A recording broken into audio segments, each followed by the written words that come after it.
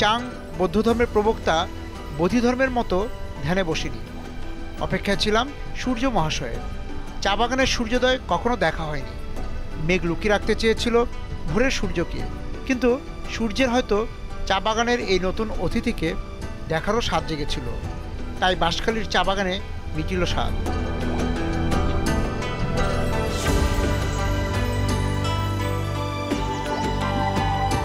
চি বা চা পাতা কোন সুদূর থেকে এসেছিল, কবে এলো, কিভাবে গরম জলের রং বদলে দিল, কিংবা তার সঙ্গে কবে হলো দুধের মিশেল, এই গল্পের পথে না গিয়ে আমার তারা চা শ্রমিকদের ঘরের উঠোনে যাওয়ার।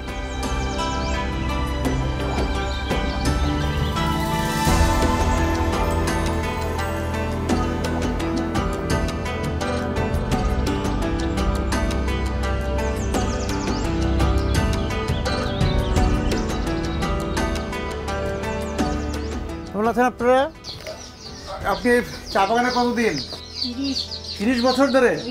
মানে বাগান, নতুন বাগান সৃষ্টি দিয়া মানে আরা। এর আগে কোথায় ছিলেন? পুকুরি বাখালি।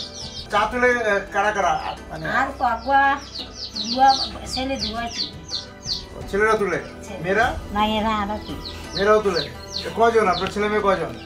8 জন আছে এরা। কত করে পান? একটাই না ধরো 12-13 12-13 এক একজন। একজনে। আর আপনাদের ছেলে মেয়েদেরকে কি নাতি নাতনিদেরকে লেখাপড়া করান? বসে কেন তো রাতবা আল্লাহ দিনে দমা বসে মাঝে ছেলে শুরু দিয়ে আল্লাহ দিয়ে চিটাং করে তো দিয়ে অনার্স।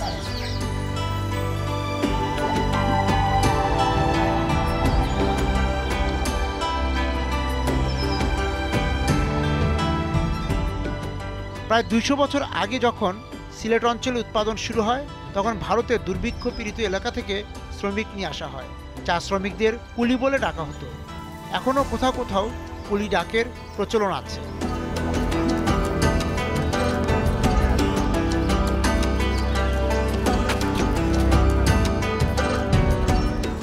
এই বাগানে কবে আসলে?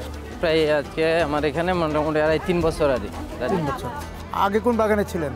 আগে ছিলাম, আমার বাগান হলো দলেচা বাগান, থানা কমলগঞ্জ মৌলভীবাজার। প্রতিদিন কি পরিমাণ আপনি পাতা তুলতেন? ওখানে তো পাতা তোলা করি নাই, ওখানে আমরা ছেলেরা পাতা তুলি না। এখানে কি পাতা তুলেন? হ্যাঁ, এখানে পাতা তুলি। আমরা তো সিলেটের মানুষ। ওখানকার জীবন কিরকম? ওখানে কেমন কাটাচ্ছেন? ওখানে কত টাকা পেতেন, এখানে কত টাকা পান? ওখানে 170। আর এখানে? এখানে তো মনে হয় এখানে 170 টাকা দেই। পরিবারের কয়জন কাজ করে? পরিবারে আমরা 2 জন। 2 জন কাজ করেন। আচ্ছা, 2 জনের আয় কত সপ্তাহে?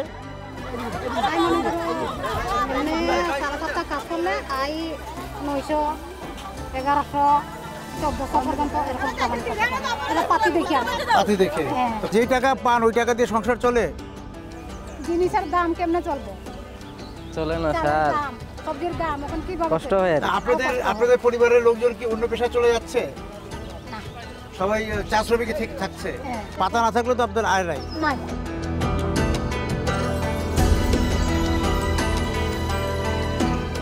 তবে ভারত থেকে আসা শ্রমিক সম্প্রদায়ের সঙ্গে বাংলাদেশের স্থানীয় মানুষেরাও এখন বাগানে 2টি পাতা একটি কুড়ি তোলার কাজে যুক্ত হচ্ছেন। কোনো কোনো বাগানে স্থানীয় শ্রমিকদের আনুপাতিক হার প্রায় 70%।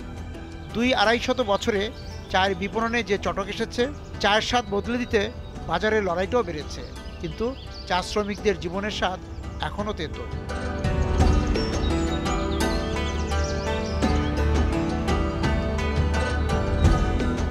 বাংলাদেশে আসলে চা পর্যটন এগিয়ে গেল কিনা? এটা সংরক্ষিত এলাকা, পর্যটন কেন্দ্র করতে গেলে আলাদাভাবে সরকারের ডিক্লারেশন দিতে হবে, না হলে এলোমেলোভাবে চা বাগানে পর্যটক আসে, ওরা চা বাগানকে মনে করে যে এটা পর্যটন কেন্দ্র। আসলে এটা পর্যটন কেন্দ্র না, এটা এলোমেলো ঢুকলে আমাদের কাজের সমস্যা হয়। যারা মেয়ে শ্রমিক আছে এখানে, এই শ্রমিকদেরও মাঝে মাঝে কাজের ব্যাঘাত ঘটে। যখন চা পাতাগুলো আপনাদের কারখানায় যায় তারপর তো বিভিন্ন শ্রেণীতে ভাগ করেন, সেটা যদি একটু বলেন। ভালো মন্দ নির্ভর করে এই সবুজ পাতার উপরে, মানে পাতাটা কতটা নতুন, হ্যাঁ, সব এবং নরম, নরম, এবং ওটা গাঢ়টা যদি ভালো মোটা থাকে, যত গাঢ় ভালো থাকবে এবং সফট থাকবে তত চা। গাঢ়টা মানে ডাটাটা যত ভালো। হ্যাঁ হ্যাঁ। অনেক ধন্যবাদ।